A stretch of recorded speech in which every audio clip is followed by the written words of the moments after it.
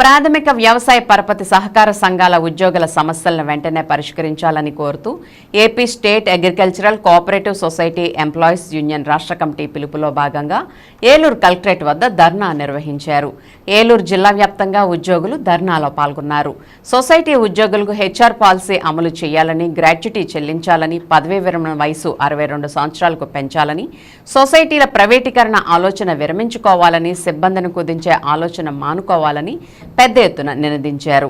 ఈ సందర్భంగా యూనియన్ రాష్ట్ర ప్రధాన కార్యదర్శి కె సత్యనారాయణ, రాష్ట్ర నాయకులు టి గంగరాజు, జిల్లా అధ్యక్షులు కెవివి సత్యనారాయణ మాట్లాడుతూ 2019లో జారీ చేసిన జీవో నంబర్ 36ను పూర్తి స్థాయిలో అమలు చేయాలని డిమాండ్ చేశారు. డీసీసీబీ, ఆప్కాప్ తమ వంతు నిధులు సమకూర్చడం లేదని ఆవేదన వ్యక్తం చేశారు.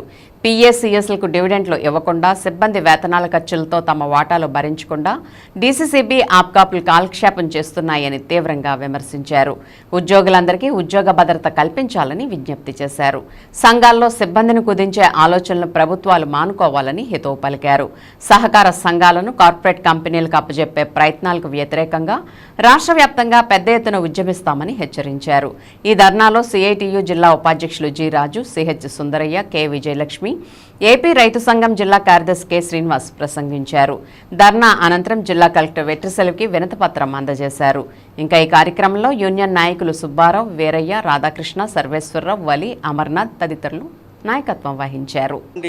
ప్రభుత్వ యొక్క ఆలోచనని వెంటనే విరమించుకోవాలని చెప్పేసి మేము ప్రధానంగా కోరుతున్నాం.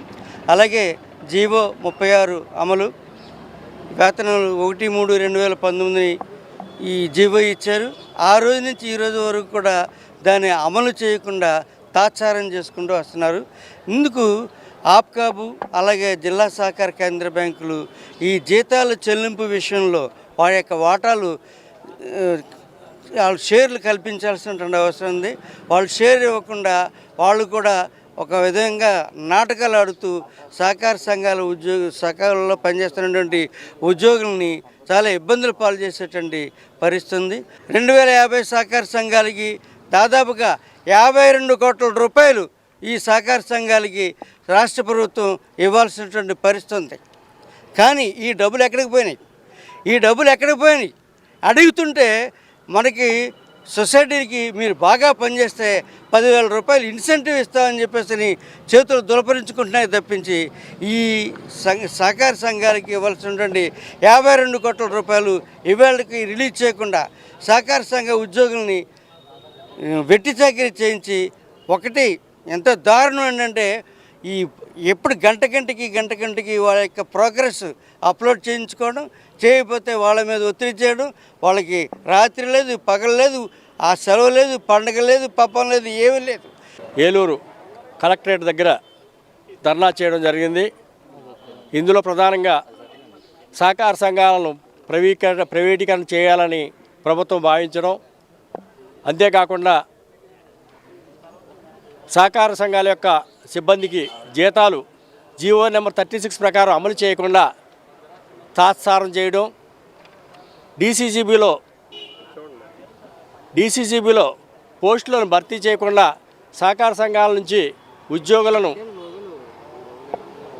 జాయిన్ కాకుండా వారికి ఎటువంటి పత్రాలు లేకుండా మిగిలిన వారిని జాయిన్ చేసుకోవడం జరిగింది.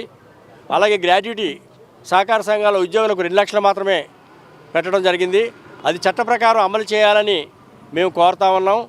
తర్వాత ఉద్యోగులందరికీ గవర్నమెంట్ ఉద్యోగులతో పాటే 62 సంవత్సరాలకి వయోపరిమితి పెంచాలని మేమంతా డిమాండ్ చేస్తూ ఉన్నాం. అంతేకాకుండా సహకార సంఘాలకు రావాల్సిన పీపీసీ కమిషను ఇవ్వకుండా గవర్నమెంట్ తాత్సారం చేయడం, ఈ విషయాలన్నిటిపైన మేము ధర్నా చేపట్టడం జరిగింది.